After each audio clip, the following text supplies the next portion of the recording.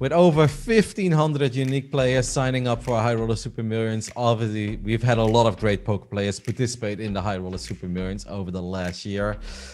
Over 37 players won over $1 million in this tournament series. But there are 4 guys that truly stood out, that truly stole the show. And let's highlight them a little bit because they deserve it. And let's just kick things off with everyone's favorite Brazilian player, Bruno Volkmann.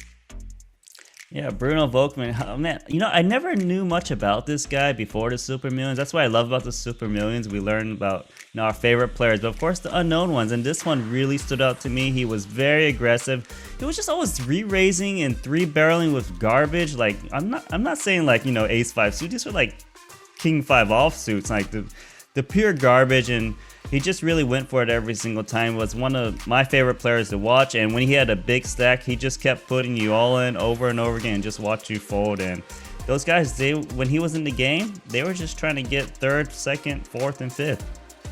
What I like about Bruno as well is that it wasn't always crazy Bruno Volkmann, right? He actually adjusted pretty well to the situation or even the table position that he ended up in. He knew who to pick on. Like he would immediately spot whenever somebody was folding a bit too much. But it wasn't like, oh, Bruno Volkmann is here. He's going to open every hand that nobody else opens. It's pretty obvious that he has a very balanced game. And it's been an absolute joy to watch Bruno Volkmann over the last year.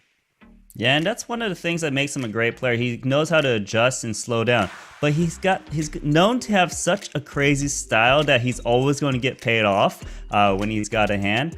But, he's not always bluffing. Sometimes he's making some big folds here and there because, he thinks there's other edges in other spots. And that's what makes him an amazing player. There's some other guys out there that we're going to mention that they only have one move, and that's just to bet.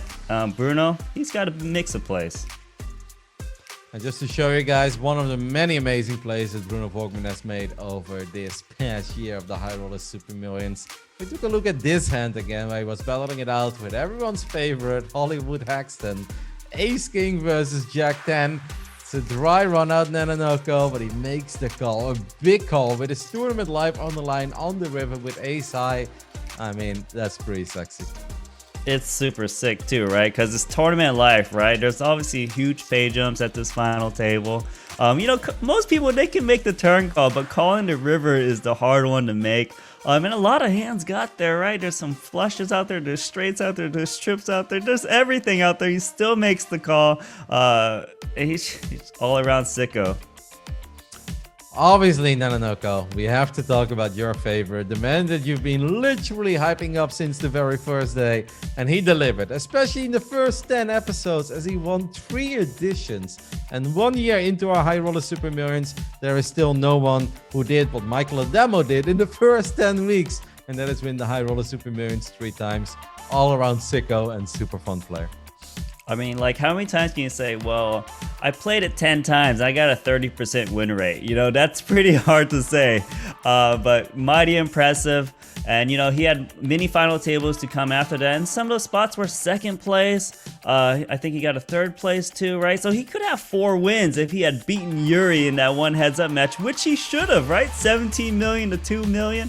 But all around sicko, really fun to watch. He loves to do those crazy overbets all the time. Sometimes he's got it, sometimes he doesn't. You really just got to close your eyes and call. And this guy really put you to the test. I think he's everyone's favorite player to watch. Well, what is also very cool is that he has played in literally every single edition of the High Roller Super Millions, and I believe a grand total of 142 entries. Nobody has fired more bullets than Michael Adamo. And I guess the fact that he won, 3 out of the first 10, that makes you feel really good. He probably thought, it's my tournament, and every single week, even if he busted early, he just kept on trying. It's been super fun to watch him over this last year. And let's take a look at one of the crazy hands that Michael Adamo had. Well, one of the many crazy hands over this entire year, where he was battling it out with Christopher Brewer. Yeah, this hand is really sick, right? Like, people just love calling down Ace King High, but it's the craziest boards possible. If you look at this board, 5, 6, 7, 8. You just need a 9 or 4 to make it straight. There's actually a full house too. You can have 5, 6, pocket 7s, all sorts of hands. And Michael Adamo calls the turn on a 4 straight, and he's actually correct, but he calls a 3.3 million chip bet on the river still and is good. It's seriously so sick, and this is one of the titles he did win in those first 10 weeks. Brilliant player. Even though Michael Adamo is our only three-time champ, there are two players that have won over $3 million in the High Roller Super Millions. And one man is obviously Nicholas Estet, also known as Lena 900. I was a little familiar with him when we started all of this, Nanonoko, and I know I should have been a lot more, but obviously I have a different background, didn't follow online poker that well. You hyped him up, and out of all the guys that you hyped up, Nicholas is truly the one I think that has delivered the most. He just feels like the absolute complete package of a modern age online poker player. I mean, remember when you mentioned he's got a trophy case? You click on his profile, but he can actually you can click the right arrow to see more trophies because they cannot all fit on the first page for him. He's won so many tournaments. He even won the WSOPC main event. To me, he's the most consistent player out there. He's the most solid. He really doesn't make many mistakes, if at all. When he's bluffing, you just don't know it because he's just so good. I think like he's someone that I always want to model my game after because I feel like he's much more easier to copy. But you know, like he runs good, but he plays so good, Roddy. I believe he kind of became one of your favorites because you were doing final table betting on Nicholas Estet and he never won. And did he eliminate you from what, Beat the Pros or something bigger? That was one night I was getting a little out of line. I was like, all right, we'll play a 1K bounty turbo one time. Actually made it into the money, feeling good. And obviously everyone is short, but there's like 12 players left. I have pocket sevens on the button. I was like, all right, 9 big blinds. That's still hard to call off. Nicholas Estet was on my left. I was living the online poker player dream, you know. I was like, I'm battling with the big boys. And I was like, he can't call 9 big blinds because he's only like 14 big blinds. So it's more than half of his stack. Snap called by Nicholas. I'm like, uh-oh. Like, does he really want my bounty? And he had pocket jacks. And I was like, damn you, Nicholas. I bet on you every week. You never win. And then when he finally did start winning, because he had so many final tables, he's had a record amount of final tables over this entire year, guys. 12 of them in total. And at 22 cashes as well. And then he ended up winning the 25K edition of the High Roller Super Millions. Nicholas is just an all-around badass. Has won over $3.3 million in the High Roller Super Millions. And we know that this is not the only thing that he does well in over at GG. Like you said, that trophy case, it just keeps on expanding. You can right-click, you can left-click. There are Spring Series Festival tourneys. The man has got it all, and the man has won it all. So besides the fact that he has made 12 final tables, 22 cashes, he also won the WSOPC main event, and because of that, he was added to the GG Team Champions as well. I'm sure he needs it. Of course, for a man who has made 12 final tables, we could have selected a million hands at this point because we've seen so much of him. But we decided to take a closer look at one of the hands that Nicholas Estet had, where he was battling it out with Jason Kuhn at the final table of the High Roller Super Millions, the 25K edition.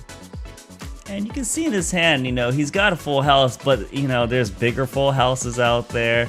There's an obvious straight flush out there. You just need a 10 of clubs. So on the river, he just calls with a full house. And that goes to show that, well, in this hand, maybe he could have raised and got paid off, but he's just very careful, but also very solid. Solidifies why he's just so consistent.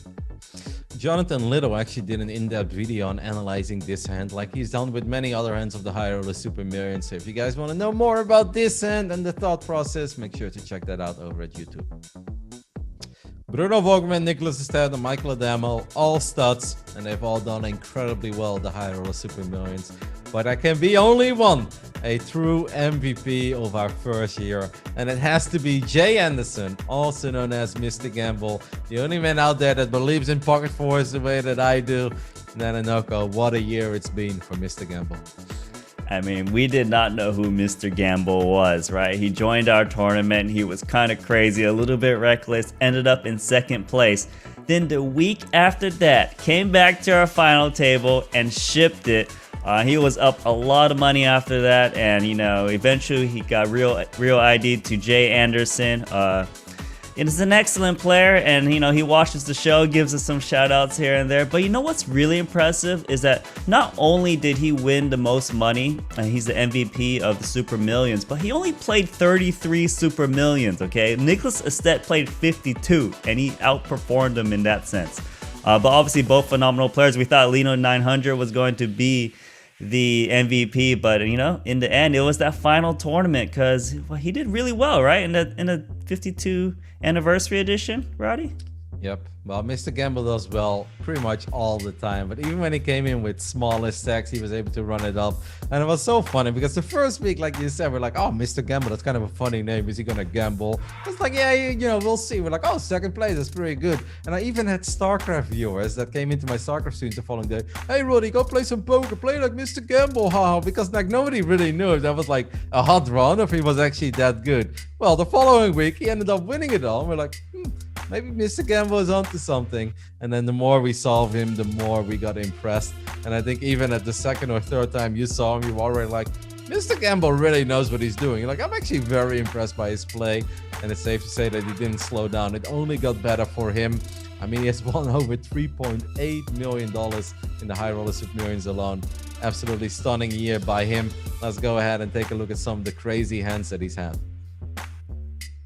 Yeah, it's funny, this one actually happened in the anniversary edition of the tournament. They're four-handed. He gets Jack 10, and he bets the flop, and then his opponent leads when it pairs, and he raises, right? Just Jack 10 high. This is not that great of a board for his hand, but he makes the play, and then he happens to do it again later with the Jack 10 against the same opponent. They leads into him, he raises. This guy's just a beast, a monster. Yep, they had a very fun little dynamic, but I often feel that some players, they benefit from when things get personal.